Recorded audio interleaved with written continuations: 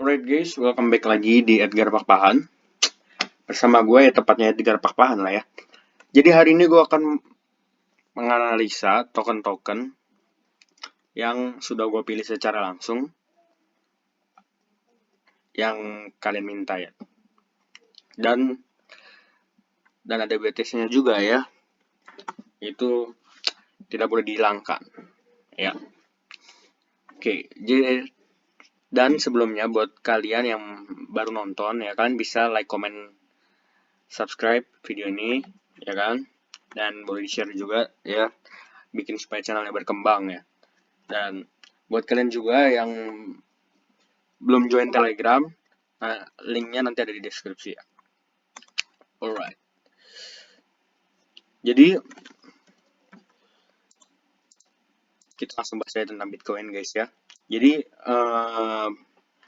Bitcoin itu mengalami namanya di time frame satu hari ya, namanya pattern rising wedge guys.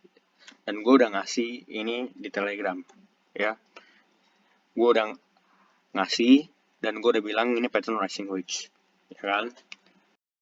Menganjurkan juga buat teman-teman yang mengerti dalam bermain future, tepatnya di Binance, karena gue juga memakai future di Binance untuk short dulu untuk sementara waktu, dan alhasil dapatlah candle seperti inilah ya, candle seperti ini kan, candle bagong seperti ini ya, lumayan lah buat yang kemarin gitu ya, kemarin sampai sekarang lah tepatnya, sampai turun seperti ini. Nah, jadi tadi analisa gua itu dia seperti ini guys. Jadi mana dia kalau udah di bawah, dia akan dan untuk turun lagi gitu. Analisa gue seperti itu, tapi ternyata salah. Dimana dia langsung turun, langsung jebol, ya kan? Langsung jebol. Untuk supportnya sendiri, support terkuatnya memang berada di area 29.000 sampai 28.000 gitu. 29.000 sampai 28.000, ya kan? 29.000 sampai 28.000, dan itu support yang kuat guys ya menurut gua. Karena apa? Karena juga sebelumnya juga berada di area situ gitu. Ini kita gambar kotak aja ya. Mana tadi itu? Alright, seperti ini. Wush, bunyi dari perut gua, tanda lapar. Ya guys, tadi garis tadi itu sebenarnya untuk memicu ini saja sih, apa namanya, pattern yang ini. Ini juga sebenarnya gue tambahin buat pattern yang itu juga, tapi ternyata dia nggak naik. Yang naiknya cuma sedikit, dia naik sedikit, ya kan? Dia naik sedikit dan langsung turun. Oh, tipuan ya. Apakah ini juga tipuan? Oh, enggak, asli ya. Berarti dia naik sampai sini doang tadi ya. Naik sampai 32.000. Nggak tahu ya kalian lihat atau enggak ini patternnya. Cuman gue ngasih tahu aja, ini kayaknya sampai sini deh. Ini kayaknya nggak bisa digerakin. Gitu. 32.000, dia mengalami kendala, nggak nyampe sini. Nah kan, anjir, membohong. Jadi candlenya sampai 32.000 dan akhirnya turun lagi gitu. Ya padahal analisa gua di area 33.000, tapi ya dikit lagi lah ya. Dikit lagi. Jadi seperti itu guys. Dan untuk turunnya sih cukup pas gitu ya, cukup pas. Ya sebenarnya 30.000 gua taruhnya. 30.000 tuh gua genepin. Gitu, gua genepin langsung 30.000. Analisa gue emang benar-benar di 30.000 turunnya untuk naik lagi gitu. Oke, langsung aja ya guys ya. Jadi itu dulu mengenai Bitcoin. Selanjutnya kita ada namanya BNB ya. Tadi juga sempat ramai yang dibahas tentang BNB di Telegram ya. Oke, permasalahan BNB ini gue juga dengar-dengar dari namanya Kotandra. Salah satu admin kita, ya admin terbaik dalam berita sebenarnya. Jadi Kotandra bilang kalau Coinbase itu masuk dalam Jepang dan salah satunya nggak ada BNB gitu. Itu pengaruh dari Amerika. Gue belum tahu kepastiannya. Cuman yang gue tahu memang dari dulu tuh Amerika sama China itu selalu bertengkar ya. Mau masalah apapun ya, kayak contoh di dunia asli maupun dunia digital juga pasti akan seperti itu. Kalau namanya udah bertengkar gitu kan. Ya, Kalau dari gue lihat sendiri, ini BNB ini memang sudah namanya Rising Wedge juga guys. Dan ini gue udah bikin jauh-jauh hari ya guys ya. Ini gue nggak bener tadi tuh gue buka gitu, nggak gue setting sama sekali. Gue buka, ternyata sentuh sampai sini juga dan ternyata ini gue udah buat gitu. Gue udah buat. Ya gue nggak sentuh apa-apa sama sekali. Kalau dari hasil analisa gue mengenai yang gue lihat sekarang, ya kemungkinan besar ya turunnya di area 214 gitu. 214. Cuman kita lihat di sini ya. Di ini mengalami namanya double bottom ya, double bottom di time frame 4 hour ya. Ini ya masih bisa turun untuk naik lagi, masih bisa, tapi dari sini juga naik juga masih bisa gitu ya. Kalau yang kemungkinan terjadinya kita tunggu aja dari motherboardnya Bitcoin gitu.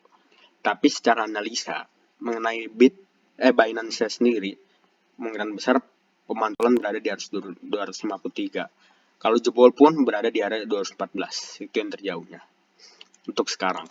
Itu mengenai Binance. Kalau untuk hari ini mengenai Binance, hampir semuanya mengalami rising wedge ya guys ya. Nggak Bitcoin, nggak semuanya ya. Pokoknya ya ngikutin Bitcoin juga sih. Ya, hampir semuanya mengalami rising wedge. Dan hari ini cuan sekali buat namanya future short gitu ya. Makanya tadi gue kasih hasil profit gue ya kan. Sebenarnya itu untuk memacu aja sih, cuman supaya kalian tetap semangat gitu ya, karena namanya rising wedge dimana dia akan turun gitu ya, turun ya kan, dan capaian terakhirnya ya berada paling bawahnya gitu ya. Bitcoin juga gitu ya, kita buka deh. Nah, ini juga rising wedge ya. Nah, bisa bukan deng, ya ke one hour-nya. Nah, di ini rising wedge tipis guys, lihat deh. Nah, di sini kan. Nah, ini tadi gue baru juga buat short dan udah taking profit ya. Baru juga, ini baru banget ya. Dan selanjutnya kita ada ya, ini udah selesai ya mengenai BNB ya.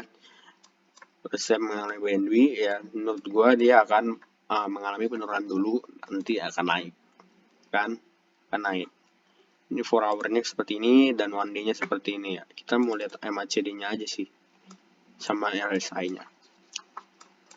Nah, kalau dari RSI sendiri mungkin nanti ada penurunan sedikit untuk naik lagi. Kalau dari MACD-nya nanti akan ada kenaikan. Ya, kita pantau aja guys ya. Kita pantau aja. Moga-moga nanti ini merah nggak turun ke bawah, tapi biru yang naik ke atas. Gitu. Biru yang menjemput, jangan merah yang menjemput. Gitu. Oke. Selanjutnya kita ada namanya Cardano atau ADA ya. Ini salah satu koin yang pantauan gue juga. Kenapa? Karena ini koin juga bagus gitu. Selain ADA tuh ada Theta ya. Itu salah satu pantauan sekarang, dan satu koin yang belum bisa gue omongin ya. Tapi dia udah cukup jauh turunnya.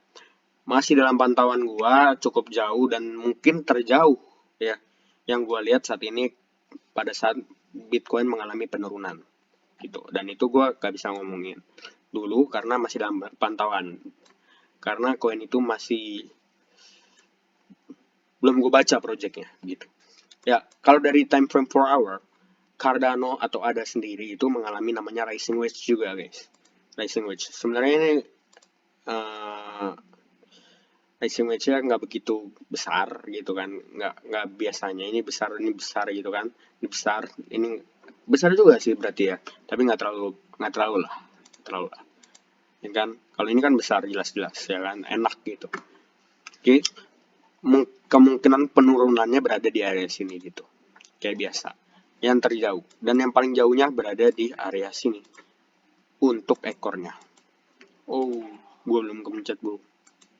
Oke, di area 0,9 ya, di area 0,9. Dan saat ini gue sih belum beli ada lagi, tapi gue masih memantau ada ya. Moga-moga membuat double bottom ya guys ya. Kita tunggu aja. Selanjutnya pilihan terakhir gue ya, yang menurut gue apa keren juga ya, itu Solana ya guys ya. Jadi gue milih Solana. Kalau nggak salah dia bilang LTCM Solana ya, tapi gue mengambil Solana aja. Kalau dari analisa gue sendiri, Solana ini uh, bisa bisa banget ya untuk mendapatkan cuan yang besar ya guys ya. Karena kita bisa lihat di sini double bottomnya cukup terlihat ya. Ini lihat, oke, sudah membuat namanya WE ya kan. Dan untuk terjauhnya dari ekornya berada di sini guys ya. Kenapa gue bisa bilang double bottom ya? Ini kalian bisa lihat ya kan, bisa kalian lihat sendiri berada di sini dan ukur ekornya berada di sini. Ya, kemungkinan pertama kalau ini benar, gitu. Maksudnya kalau analisa gue benar, ya. Kalau ini benar-benar double bottom, ya. Profit pertama kalian bisa taking profit di area sini, di mana W tengahnya ya guys ya. Ini juga bisa jadi bahan pelajaran kalian. W tengahnya dan sampai ekor-ekornya lah pokoknya, bikin kotak gitu kan. Tepatnya sih bikin kotak biar enak ya, sampai ekor-ekornya juga mesti ikut ya, W tengahnya. Dan target selanjutnya dan target selanjutnya sampai ya sini ya, sampai sini itu untuk Solana sendiri ya. Karena Solana ini juga menurut gue projectnya bagus tapi rada mahal. Seimbang lah, seimbang lah, nggak terlalu mahal. Dan kalau kalian memang namanya rugi di sini, saran gue ya jangan cut loss gitu.